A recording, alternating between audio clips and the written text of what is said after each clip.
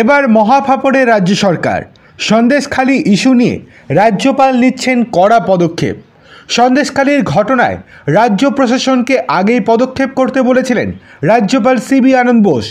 এবার তার শান্তিকক্ষে শাহজাহান শেখের বিরুদ্ধে জমা পড়া অভিযোগের ভিত্তিতে পুলিশকে দ্রুত পদক্ষেপ করতে বললেন তিনি। শাহজাহানকে গ্রেপ্তার করার নির্দেশও দিলেন রাজ্যপাল বোস।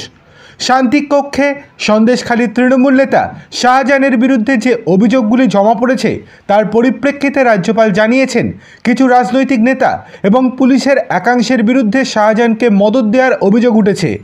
এই অভিযোগ যে শাহজাহান সীমান্ত পেরিয়ে বাংলাদেশে পালিয়ে যেতে পারেন। জঙ্গি সংগঠনের সঙ্গে যোগসাজশের সম্ভাবনার কথাও বলা হয়েছে ওই অভিযোগে।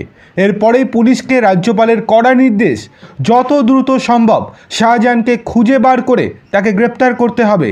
যদি তাকে খুঁজেই না পাওয়া যায় তাহলে যা যা পদক্ষেপ করার প্রয়োজন তা করতে হবে। আর আপনারা যদি তাকে খুঁজে না পেতে পারেন তাহলে আপনাদের বিরুদ্ধে কড়া পদক্ষেপ নিতে পিছু পা হব না। শুক্রবার রেশন বন্টন দুর্নীতি মামলায় তদন্তের সূত্রে সন্দেশখালীতে তৃণমূল নেতা শাহজাহানের বাড়িতে তল্লাশি চালাতে গিয়ে নেতার অনুগামীদের হাতে আক্রান্ত হন ইডির গোয়েন্দারা। হামলায় মাথা ফাটে এক আধিকারিকদের, আহত হন মোট 3 আধিকারিক। জনতার চাপে পিছু হটতে হয় কেন্দ্র তদন্তকারী সংস্থাটির আধিকারিকদের। সন্দেশখালীর ঘটনায় ক্ষোভ প্রকাশ করেন কলকাতা হাইকোর্টের স্বনামধন্য বিচারপতি স্যার অভিজিৎ গঙ্গোপাধ্যায়। তিনি মন্তব্য করেন, রাজ্যপাল কেন ঘোষণা করছেন না রাজ্যের সাংবিধানিক পরিকাঠামো ভেঙে পড়েছে। এরপরেই কড়া বার্তা দিয়েছিলেন রাজ্যপাল। তিনি মনে করিয়ে দিয়েছিলেন, গণতন্ত্রের সভ্য সরকারের কর্তব্য বর্বরতা এবং অশান্তি বন্ধ করা।